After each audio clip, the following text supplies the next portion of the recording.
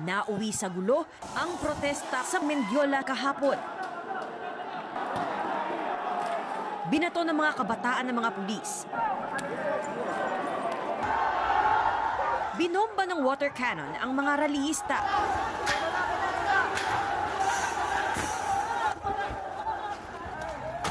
May nanira ng motorsiklo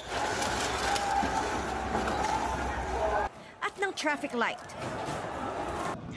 Mula sa Ayala Bridge kung saan nagkagulo rin sa pagitan ng mga rallyista at mga pulis, dumiretso sa Mendiola si DILG Secretary John Vic Remulla para tingnan ang riot na nangyayari. Nagsisimula ng humarang yung mga pulis, yung MPD dito. Sa bahaging ito ay huminto muna si SILG kasi baka pumunta dito yung ibang rallyista. So minamando na rin ng mga pulis yung traffic. Wala na munang nakakapasok sa bahaging ito ng Legarda. Secretary, ano po ang plano natin from here? Maximum tolerance pa rin. We'll hold the line. Hindi pwede manaig ang anarchy dito eh. Ang batas-batas. Palibutan nyo, palibutan. Napaatras ang karamihan ng mga rallyista sa Recto Avenue.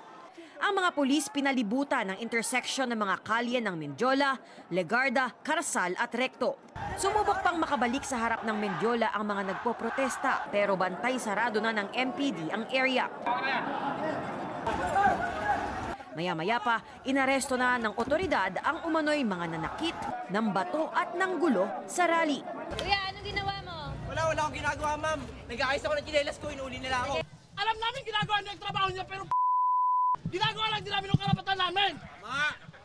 Ano pala yun doon na pinaglalaban namin ang karapatan namin, nilanakawan kami.